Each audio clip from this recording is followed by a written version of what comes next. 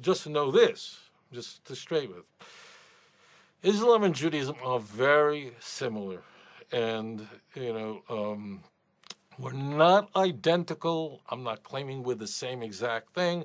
But on the very critical issues, any Muslim who really sincerely studies Judaism really studies it, not propaganda on some dumb website.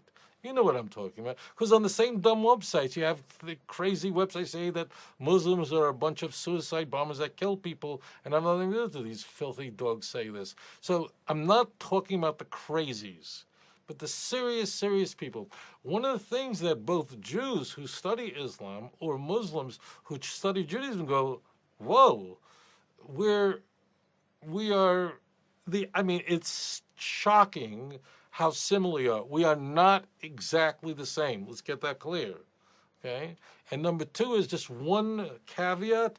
You'll say, but what about Jesus? Islam believes Jesus was a messenger. Jews don't believe. I want to say this to my Muslim brothers and sisters. The Jesus of Islam has nothing to do with the Jesus of Christianity, and don't conflate them. Christians believe that Jesus was God and they worship him, which you know is idolatry and an abomination, and they believe that he was crucified, and you know better than that. People do not die on a cross in 6 hours, and no one could die for anyone's sins, and the way that a person receives repentance is through mercy, not through the pagan human sacrifice. That's what's important to us. That's what matters. So when they say, "Oh, but you don't accept the message of Jesus," well, the Isa of Islam has nothing to do with the Jesus of Christianity. You go, what do you mean? He's born of a virgin, married. Those are the superficial trimmings. But the essential critical doctrine, is there in the Quran a more important central foundation of Islam, that la ilah, there is no God but Allah? If you don't believe that, you're out. You're gone. Okay? So therefore, I'm talking to you from eye to eye. Okay? Okay. And number two, I want to just one other caveat, because this takes time. As a question comes up a lot.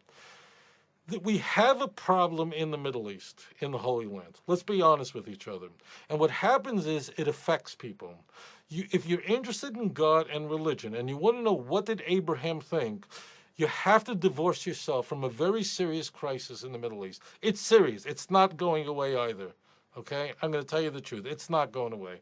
But honestly, if you're going to, what's happened is in the old days, before, the state of Israel and so on, there were crazies who persecuted Jews. But frankly, there is a reason why Jews in the Islamic world, whether it was in Yemen or in Morocco, did fabulous. We did better than the Muslims did. The Muslims were killing each other, and the Jews were doing great. Now, were there exceptions? Yes. There was the psychopath, the Almohads that, I don't want to go into it, during the time of Maimonides said that that there's another prophet, and that the protection for the people of the book is over. It's 500 years. Of course you have your psychos. We don't have, Judaism didn't have its heresies. Of course we did. It's not like, everybody did. So, but it's important to ask a question. Let's just forget about the last century. I don't forget, but if you're going to be mired in the politics and all the craziness, you will never understand about God. You have to divorce yourself. We don't need to pour more gasoline on a very serious problem. So you have to, Jews and Muslims have to just, if you're interested in understanding, how did we get along so well?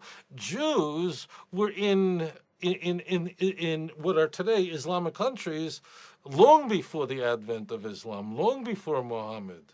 And this was the period of the Jihala, the Jahila, which is the period of ignorance in the Arab world prior to Islam. We know that, and they know that.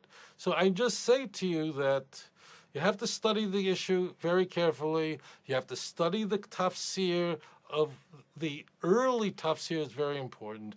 This is not a show about Islamic tafsir, and frankly, it's not my business as a Jew, as a rabbi, to tell Muslims what to believe. But if you want to know what is the perspective of Judaism, My friends, there is a reason why Jews and Muslims got along better in Yemen, got along better in Morocco, got along better in Egypt, got along better in Iraq than Muslims and Muslims did when they were unfortunately killing each other over what? Over primarily politics. Sunni Shia. What was it? They weren't arguing over theology. It's not like the Protestants and Catholics that are different over doctrine. It was a political disaster. And look at where we are today. Let's be frank. I mean, are you not crying that right now, tragically, the Muslim world, the Arab world in particular, are at each other's throat over a political fight that goes back to right after the death of Muhammad? If you don't cry over what's going on in Yemen now and how close we are to this problem, then you don't have a heart. So don't let politics affect your thinking. If you do, you have no chance. I just say this, between a Jew and the Muslim, believe me. So that's number one.